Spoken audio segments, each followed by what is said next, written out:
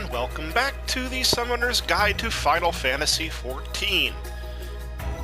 This time we are going through the first of the 3.5 dungeons, Sohm Hard Mode. I honestly enjoyed both of the 3.5 dungeons quite a bit, and this is just a fun little dungeon with some fun little mechanics. And as one of the last dungeons to come out before Stormblood, it's one I'm a little more practiced in of late.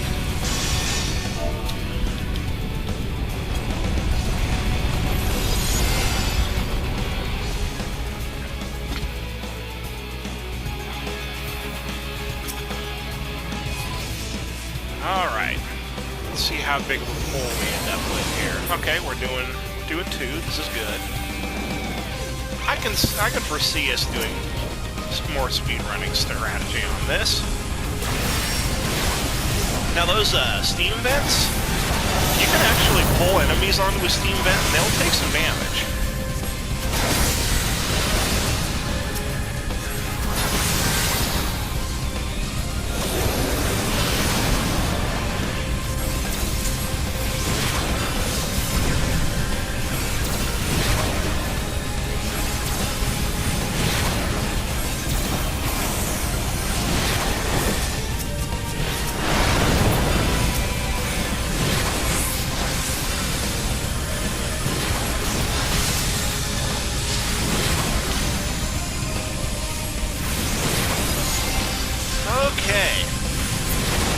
Liking the way this party is working. It's going to be a nice, smooth run.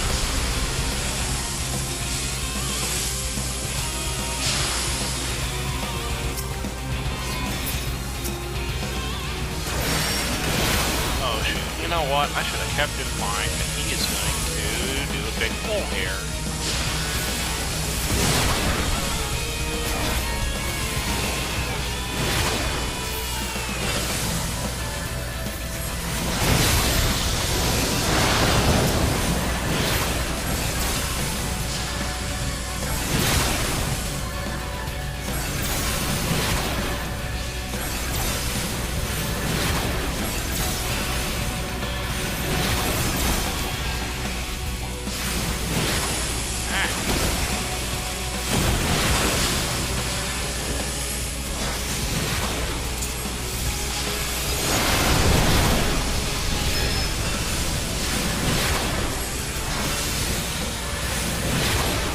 Okay, here we go.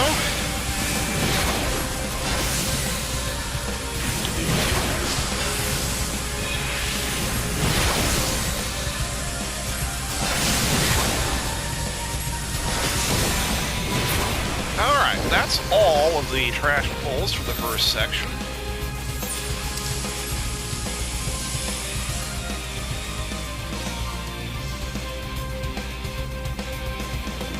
So now we head to the second, or to the first boss.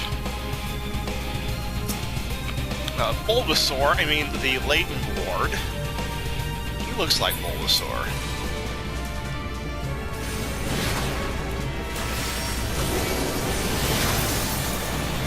Alright, so kind of keep mid-range to start out with. You're going to be worrying about positioning as the battle continues.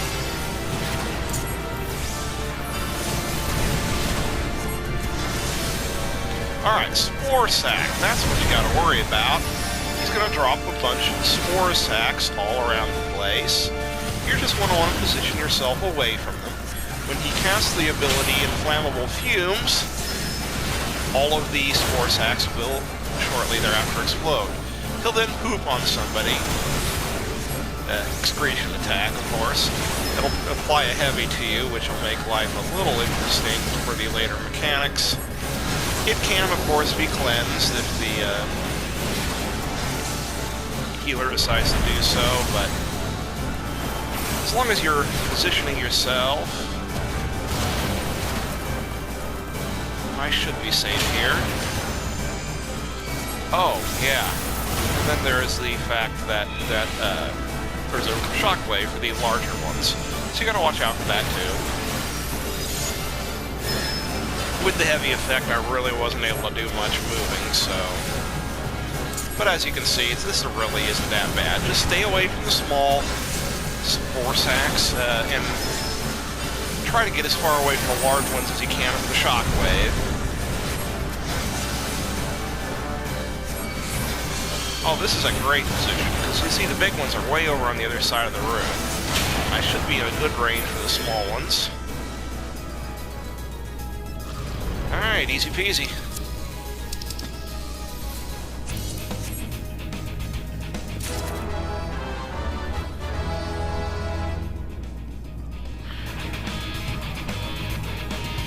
Okay, so onward to the second section. And you can pull almost the entirety of the trash in a single pull here. So let's see how much our tank actually does.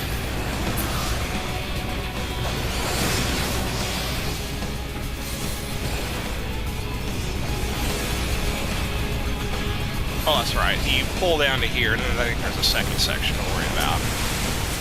Anyhow, let's, oh, I forgot. I still have ether. Got turbo transfer in here.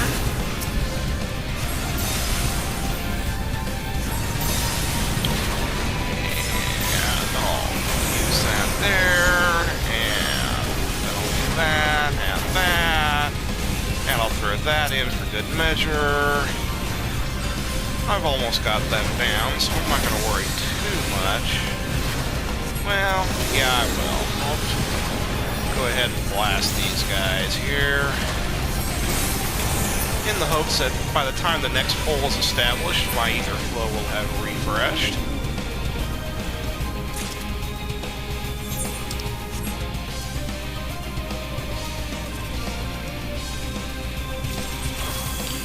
Alright, so this next section we can pull the entirety of. Yeah, including that worm over there. And all the other worms that show up when you attack that worm. So I'll drop that, and then I'll drop that.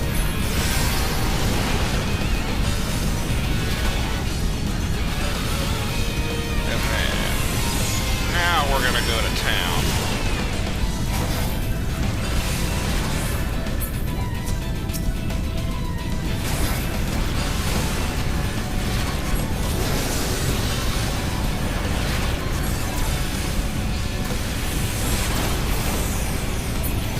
Alright, so that's all the trash for the second section. Oh, sorry. Never mind. I forgot about these two additional worms that appear.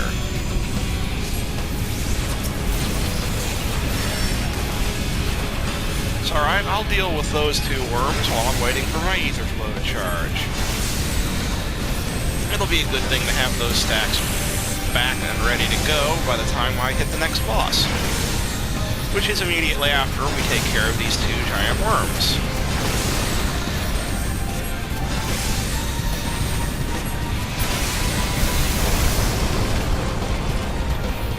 Alright, so second boss. Whole lot of dodging to do. For the most part, as a caster, you're going to want to stay far away from this guy. And because he really doesn't telegraph his attacks, you're mainly going to want to stay out from in front of him. If he turns to face you, definitely get away. You never want this guy facing you, unless, of course, you're the tank. And even then, sparingly.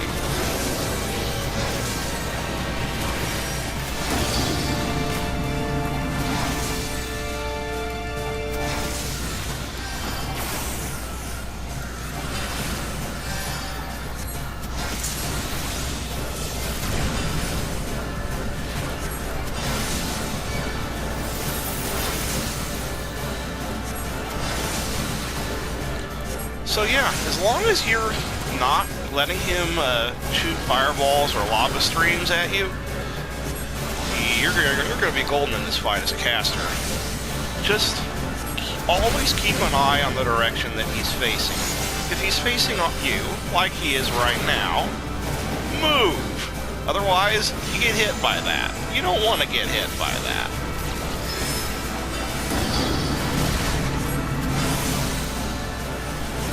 So if you just follow that one simple rule, this is an exceedingly easy boss as a caster. Okay, again, he was facing me, so I got out of the way.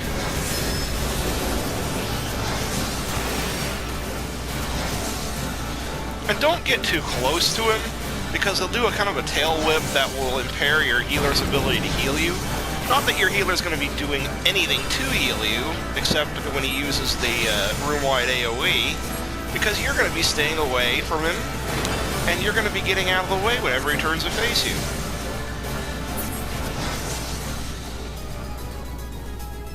Easy peasy. I don't need that.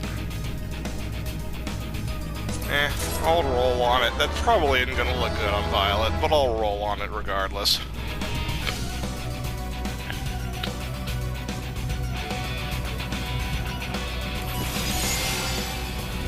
Alright, so this third and final section of the dungeon, see, it's going pretty quick. The biggest enemies you gotta worry about are the slime enemies. I think they're called, like, Blood of the Mountain. They need to be killed first.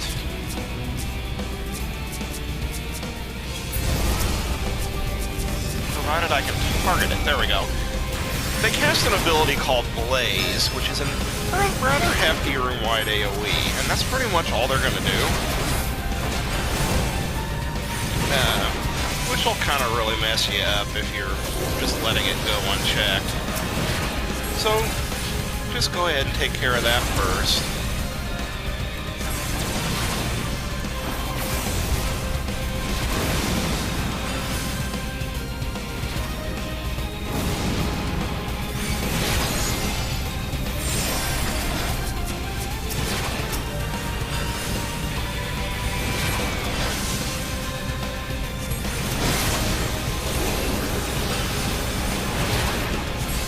Other than that, it's just standard trash. Just keep running the, dodging the AoEs, putting out all of your powerful DPS moves.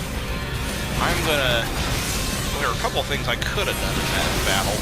Shadow Flare and pet moves. I don't claim to have completely optimized the summoner rotation at this point. A, because I'm still technically out of practice. Having done more Red Mage on my main recently, but I don't need a ring. Alright, so now there's more Blood of the Mountain you gotta worry about.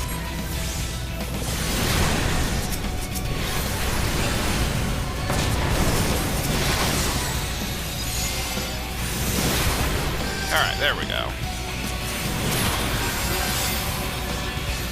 Now there's two of them. So, of course, that means two enemies casting that room-wide AoE that you really kind of want to worry about.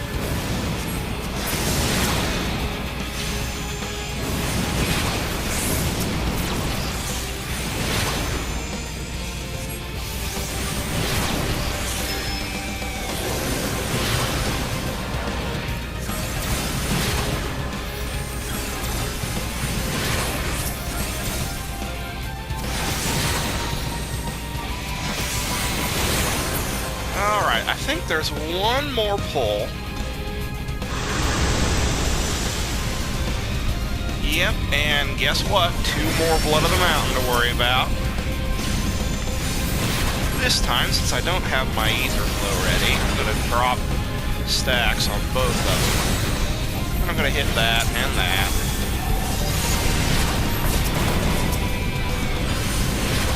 And I'm going to save my stacks for the bosses coming up. I'll just go ahead and burn down the Blood of the Mountain.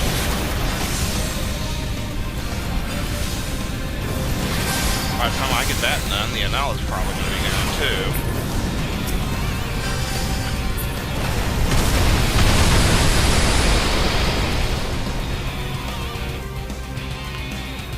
Alright. So this boss can be really easy or really hard depending on how you handle it.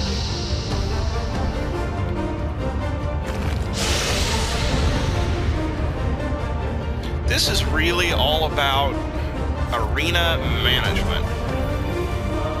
So you're going to kind of want to stay along the outside of the arena as much as possible in this fight, especially when dealing with certain mechanics. Now you're going to want to kind of get inside of this little boundary that you see there, because eventually that boundary is not going to accommodate you. Yeah, as soon as he does that, don't be standing there. Now, if he targets you with flying press, try to stay on the outside of the arena, because as soon as he hits you, as you can see, he'll leave a lava puddle behind where he hit you.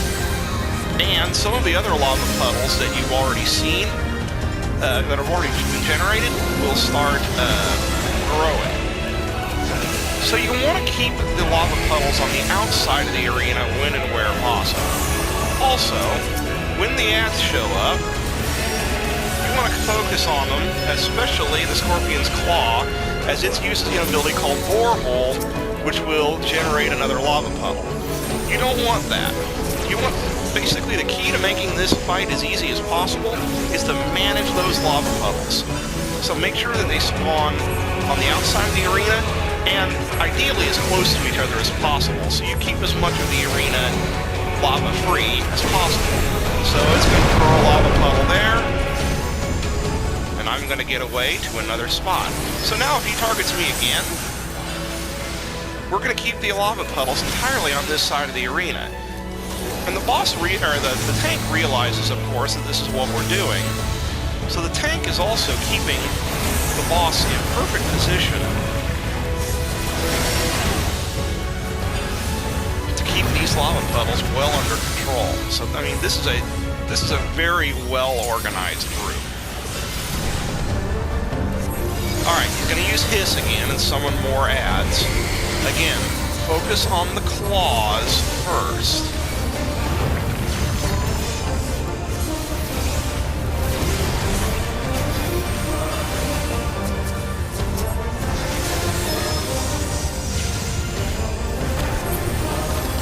Alright, well, that's unfortunate. He did get a puddle up.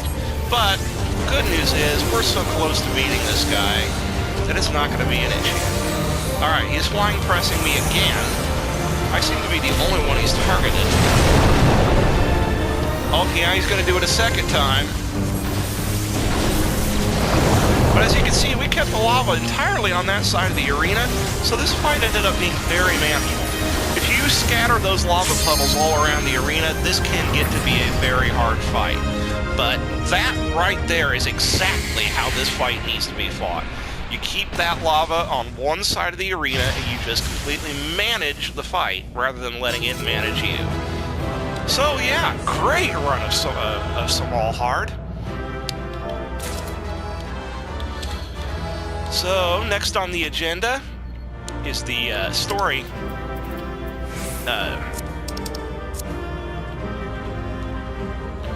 Oh, they left before I could thank them.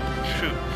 Next on the agenda is the story dungeon for 3.5, Baelsar's Wall, another great dungeon.